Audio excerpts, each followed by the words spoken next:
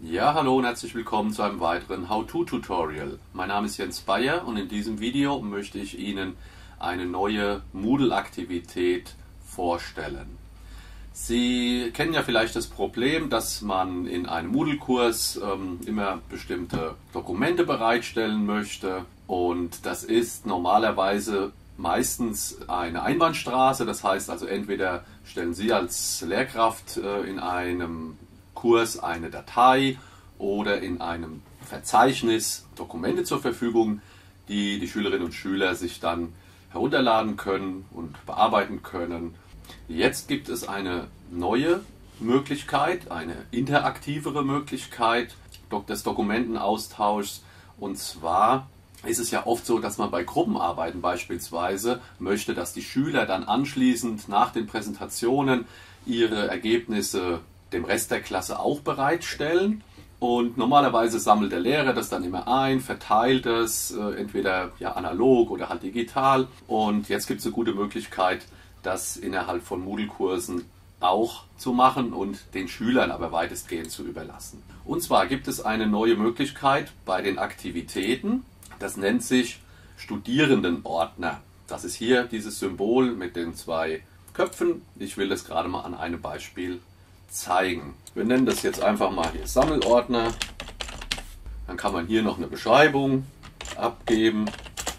Dann nicht vergessen, die Beschreibung auch im Kurs anzeigen zu lassen. Dann können Sie noch selber bestimmen, ob die Teilnehmer Dateien hochladen können. Das ist ja gerade der Sinn dessen, was ich gerade vorgestellt habe. Dann kann man hier noch festlegen, wie viele Dateien hochgeladen werden maximal, einfach um das so ein bisschen vielleicht auch zu begrenzen. Manchmal sind es ja auch abfotografierte, handschriftliche Unterlagen, und da kann es schon sein, dass man da auch mal ein paar mehr Dateien zulassen darf. Bei der maximalen Dateigröße, da sehen Sie ja hier die verschiedenen Optionen. Das muss man natürlich auch versuchen, ein bisschen zu begrenzen, dass man hier nicht das Maximale auch ausreizt. Ja, wenn man hier bei den akzeptierten Dateitypen nichts einträgt, dann ist praktisch alles erlaubt. Ansonsten könnte man das eingrenzen, wenn man sagt, ich will tatsächlich nur PDFs oder ich will nur PowerPoint oder so haben, kann man das hier eingrenzen, kann feststellen, dass es sofort verfügbar ist. Das heißt, dann kontrolliert das der Lehrer nicht unbedingt nochmal. Das kann man aber trotzdem machen. Dann kann ich hier noch den Zeitraum einrichten. Das kann ja sein, dass man auch hier irgendwie eine Deadline setzt, sagt bis spätestens, was weiß ich, zum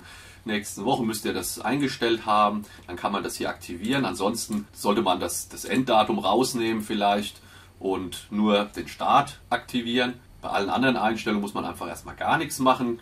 Das kann man aber halt hier, wie gesagt, auch beeinflussen, was man da noch machen möchte. Wenn ich dann auf Speichern und Anzeigen gehe, dann sieht es folgendermaßen aus. Wenn Sie das andere Modell schon kennen mit dieser, ich sag mal, Einbahnstraße bei dem Ordner, mit dem Verzeichnis, dann sieht es ein bisschen anders aus. Da können Sie ja nur als Lehrkraft sozusagen Dateien hochladen. Und hier können das dann eben auch die Teilnehmer Ihres Kurses über diesen Button Datei hochladen. Ja, das kennt man ja im Prinzip schon, am besten über Drag and Drop, über diesen Button. Das kennt man ja von anderen Aktivitäten schon. Darüber kann dann die Datei hochgeladen werden, und das können dann halt eben alle Teilnehmer. Und das ist die Neuerung dabei, und das ist das Schöne, dass jetzt die Schüler das mehr oder weniger selbst machen können und Sie als Lehrkraft dann im Prinzip nur noch das kontrollieren müssen, ob es eingegangen ist und ob es auch korrekt ist. Und ja, da kann man sich selbst auch ein bisschen entlasten dabei. Ja, das war es erstmal. Ich wünsche Ihnen viel Spaß beim selber ausprobieren.